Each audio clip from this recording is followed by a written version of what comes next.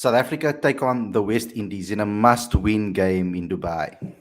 It's a clash that we're all looking forward to because I think that both opening to the campaigns have been quite underwhelming, I must say, both from the West Indies perspective as well as South African perspective. So we'll be chatting today about this. We'll be previewing this particular series, and we're going to see what's going to be happening and how we're going to line up and what approach we're going to go with, and all of these things is going to be discussed today.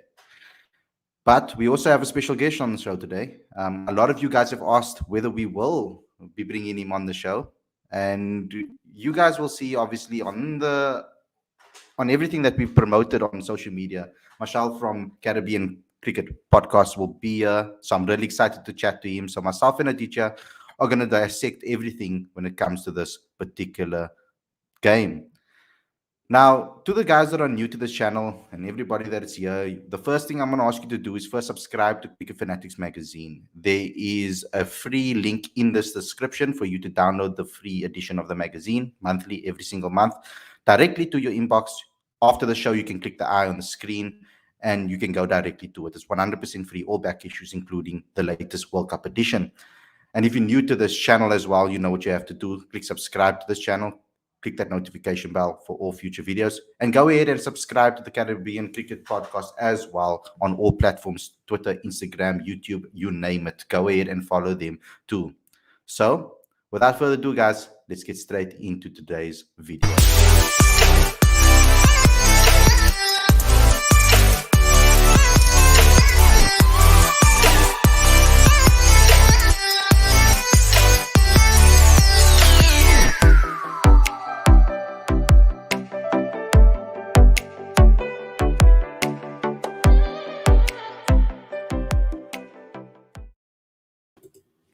Hey guys, welcome to Cricket Fanatics Magazine. This is your show. I'm your host, Khalid. This is Aditya. This is Marshall with us today. And we're also joined by the cricket connoisseur. Welcome to the show, Aaron. Let's get straight into today's preview. First and foremost, we haven't chatted to you in a long time, Marshall. So I think let's kick it off with you. How are you doing, particularly after the first performance, but generally, how are you doing? Yeah, I'm good, guys. Can you hear me? Just double checking everything's all right. Oh, brilliant. Yeah. I say I'm good. Life is fine. With regards to the T20 World Cup, life is not good. But I'm gonna double down. I'm gonna double down on my prediction before the start of the tournament. We're still gonna win it. Although, I mean, we're gonna get into it, but as far as I'm concerned, whoever loses tomorrow, we're finished. Whether it's South Africa or whether it's West Indies, one of us is finished tomorrow. We definitely can't afford to lose because of our run rate. Maybe South Africa could afford to lose, but I reckon it's a winner takes all tomorrow. I have to agree with you there. That's why I said it's a must win in the title, because it really is. I thought that Australia was a team that we could really have a go at.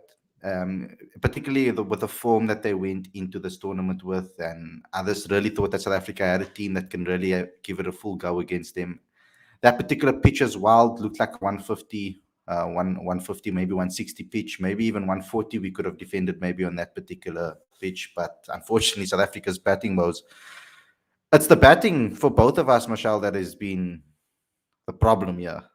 So first and foremost, from a West Indian perspective, where do you feel you need to improve? Is it just a confidence thing, or is it just West Indies being West Indies and you'll turn it on the day? You never know what you're going to get with them. If we take what has come out of the West Indies camp, so I was in the press conference with Phil Simmons on yesterday, and I'm inclined to agree with the majority of what he said. And basically because I was saying the same thing. England didn't bowl well on Saturday. They were fine. They were disciplined, but I think there was a bit of exaggeration about England's performance. We were shocking. England were just disciplined and did what they had to do. Moeen Ali didn't bowl a devastating spell of spin. What's his name? Adil Rashid bowled at a time when the game was already over. I know the cricket connoisseur is going to come in and refute these points, but I genuinely don't think England had to do much. They just had to exist, and we effectively played into their hands. Because if effectively what happened on Saturday is none of our players showed any game awareness. Not too dissimilar to South Africa, I might point out, versus Australia. When wickets are falling and people just continued losing their heads. Nobody adapted to the situation. Maybe for South Africa, you could say AD Markham to an extent, but nobody adapted to the situation and carried on almost playing whatever the game plan was prior to the actual game context. And certainly that's where West Indies fell down. And I mean, what summed up Saturday for me is when Andre Russell came in, I think it was like 42 for 7, and it was Russell and Pollard at the crease. And the first ball Russell faced, he tried to hit the ball to Singapore. And I thought, well, you know what? We clearly are just doing our own thing today. I'm inclined to believe that you have games like that where everyone just loses their head and everything goes wrong.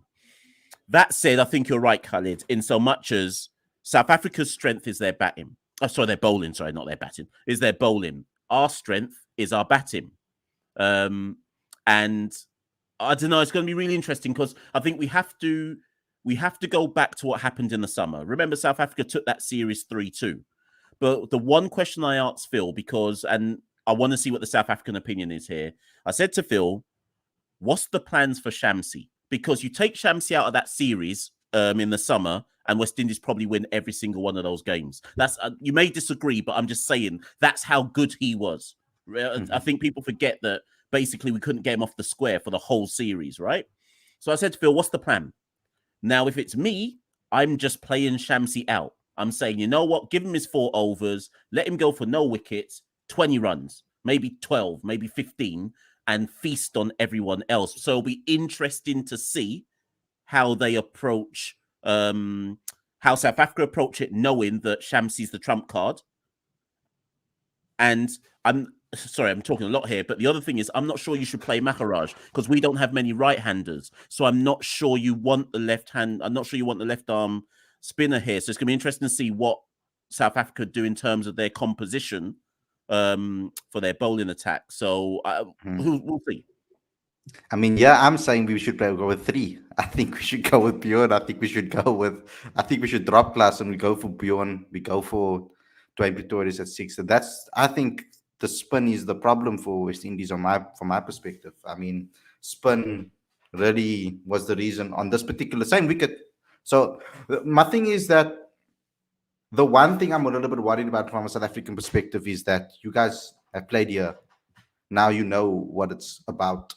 So South Africa are going to come to this particular stadium, to this particular pitch, and it's going to be a new conditions for them. But I think a guy like Shamsi, I think a guy like Keshaf, and I think a guy like Bjorn, they are 3 different spinners from my perspective if I'm looking at them right now. Keshaf is a little bit more of a clamper, I would say. He kind of throttles you down and holds you down at one end in a way. And I think he works very well with a guy like, I think, Dwayne Pretorius if they're going to bowl them in tandem.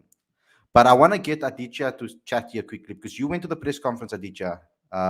What was the mood from KG like, and what sort of vibe? Seeing that Mashal also spoke about a little bit about the West Indian press conference. So, from your perspective, what happened in that press conference that we can take out of and take positives into the next game?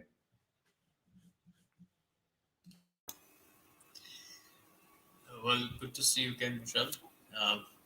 With respect to KG, apart from the pressure that the media was putting on him, he did say that batting was an issue and they were working on it.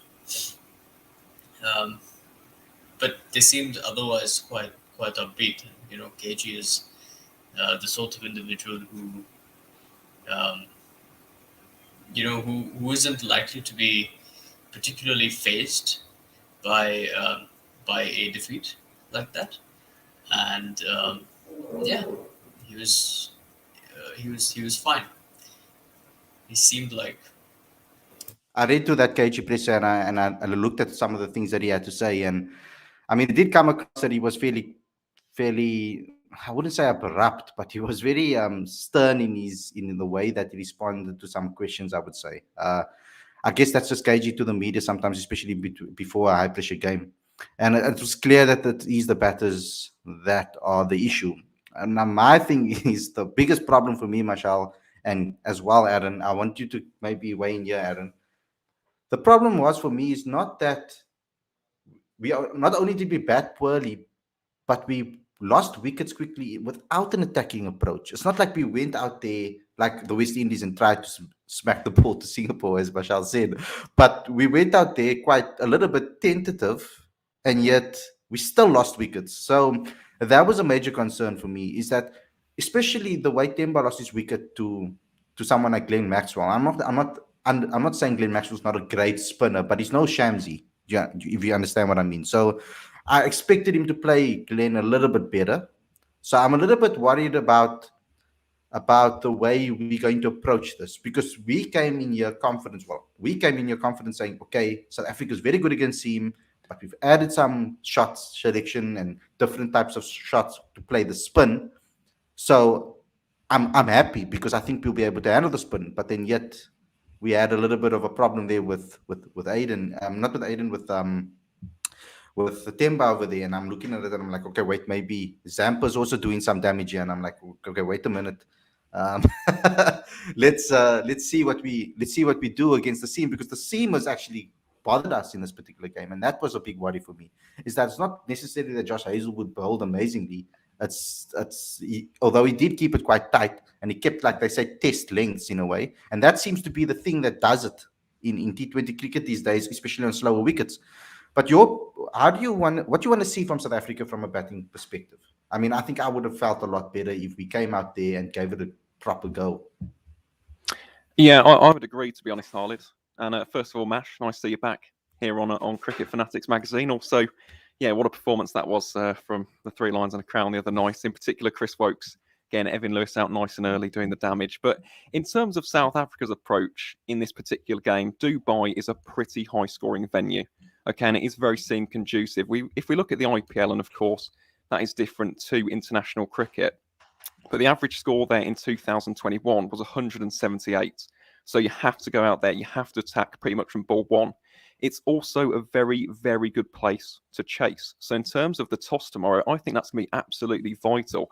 I don't think it's as imperative as opposed to a night match where you have the dew factor, but even then, we've seen in the day beforehand, I think back to 2020, RCB versus the Rajasthan Royals, Abid de Villiers taking apart J. Devin Adcat and Jofra Archer at the death. It is definitely a place where you want to bat first, where you want to bowl first, bat second and have a target to chase down. In fact, I've got a good stat about that. Out of the last 12 games in Dubai, 11 games have been won by the team batting second. So that will be something that I want to watch from whoever's chasing tomorrow. Nice, aggressive, smart, intelligent batting. That's what I want to see from the team chasing. But in terms of South Africa, you knew that was a reference to the smart brand of cricket, didn't you, Khalid? I saw that smirk then. But in terms of South Africa in particular, again, it comes back to something that Mashal said: match awareness. In that first game against Australia, they didn't display that at all. They gifted some wickets. Now, fair enough, the likes of Hazelwood, Zampa, Maxwell as well, they bowled very, very well at times, but even then, no one really stuck alongside Aidan Markram. And all it needed was for someone to shoulder that responsibility, allow Aidan to have that strike, really kick into the gears, and South Africa would have got a much more competitive total. They could have got 130, 140 if they would have played it smart. So against the West Indies, go out there and get on the front foot. Be aggressive, be innovative, be enterprising. Do not allow the West Indies to get on the front foot. Because if you give a team of the West Indies calibre, quality and pedigree, of course, if you give these guys an inch, they'll take a mile. So for South Africa tomorrow, display that game awareness, get out, be aggressive right from ball one, and put the pressure on the men in maroon. And to be honest, it's going to be a cracking game, isn't it? As we keep on saying, it is a must-win at this particular point, in particular for the West Indies, with that minus 3.97 net run rate. Now, Michelle, we didn't. I want to ask you this question, and you'll be able to maybe draw comparisons. And when I interviewed Dwayne Pretorius for the World Cup edition, he picked out three specific players from the West Indies that he wants to model his game on. He said, from a bowling perspective, he said Dwayne Bravo. He loves the way Dwayne Bravo bowls and keeping it tight, different variations, etc. And he said, from a batting perspective, he sees Kieran Pollard and Andre Russell as two different players in the approach to the game, and he wants to take bits and pieces from both. Do you, as a cricket fan, generally speaking, do you see that Dwayne can model his game on these type of guys? Have you seen any evidence from it in the past, maybe from the little that you've watched him play? I mean, we're, we're talking about three goats of the game. so the three goats of the T20 game. I think Dwayne's a good player, though, in fairness. He looked a bit, I was going to say off the boil against Australia. That's probably a bit harsh. But I was surprised. Well, maybe you're going to say that I've not been watching carefully, but he got was it him who got the death over, the last over against Australia? Yeah. Now, so when I say I was surprised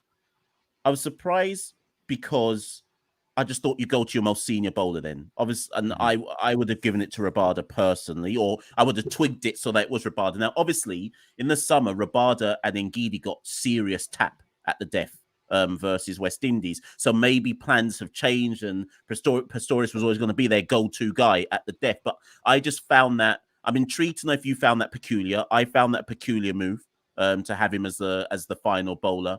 I just thought it was on a hide into nothing.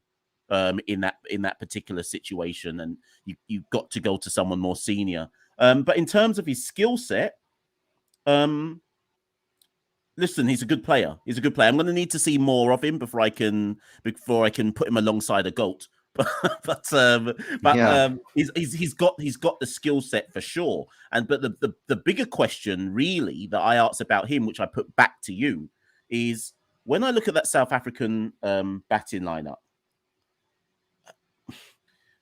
What worries me, and obviously I hope it doesn't fire tomorrow, no offense, but what worries me is a lot of the questions that you and I were raising about our own teams in the summer still don't appear to have actually been answered. So we've gone into the World Cup. You would have thought that South Africa and West Indies hadn't played that series in the summer because he'd gone into the World Cup with actually this. If we rewind to the shows that we did together back in July or whenever that series was, I just look at your batting lineup and go, so what questions were actually answered about that batting lineup? Because there's serious question marks there for me. The one of the biggest issues I've got is, was the David Miller question ever actually answered? About where he comes into the South African batting lineup, what is his role? And when he came out against Australia, I was like, oh, they still haven't dealt with this. Do you see what I mean? So I'm not convinced. I'm not saying I'm not saying we're any better, but I'm not convinced South Africa have come into this tournament with the best preparation. If that's my honest opinion. Okay, so I'll rebuttal a little bit because I think South Africa changed their game plan when they realized that they can defend 160 consistently. I think that became something. The bowlers gave them a massive confidence to feel that way, and I thought we're going to be a little bit different to what Otis Gibson would have been like, because that was Otis Gibson's game plan with the 2019 World Cup, is that we can defend any total and bowl anybody out for low totals and then chase it down, because there was no confidence back then in our batting lineup. There is no confidence now in our batting lineup. We very top heavy currently. The middle, I'm not very comfortable with the middle. Klaasen worries me when they're going to bring David Miller out or not. Rassie depends how early he comes out to the middle. I don't see him as a guy that can come in the 15th over and take us home. So it's something like that is bothering me. But if we get a good start, and that confidence is going to be so important, is that if we get a good start from Pavuma and Quinton, it will just obviously lay the foundation for everything. But for me, the big positive is Aiden Markram. The amount of confidence that he's coming in here, it looks like he's playing with a lot of freedom at the moment. And I like that I almost like it that he didn't get a 15 in that Australia game from this perspective, because I feel it will come in the rest of the tournament when we really need him to. Same with Quinton de Kock, I think when it really needs him to. But I thought, for me personally, the strategy would have been Quinton de Kock needs to go from game one Australia, smash it, come in there with confidence first game because he needed that confidence going into the rest of the tournament, and then momentum kicks on with him. Hopefully, Quinton can do that over here. So let's just move on from this. I want to go around the screen. Aditya, I'm going to start with you. Then I want to go to Aaron, and then Mashal can give me his. I want to know which changes you make to your lineup for this next game, because I've said what I want. I think I'll just make one change, and that is maybe I'll take Klaassen out and I'll bring in Bjorn, because I think that spin will give us a massive advantage against the West Indies. Is my audio better? Much better. All right, cool. I wouldn't make any changes to the South African team. I think I'd play the exact same team. The bowling fired for the most part. It was a batting that was a concern.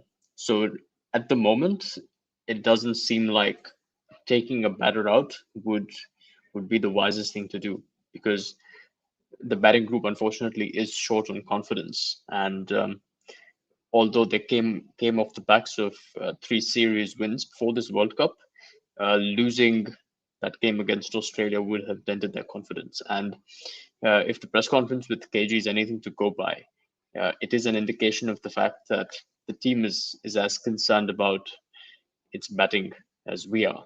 So I don't think it would be great to leave a batsman out, even if that's Klaassen in mediocre form.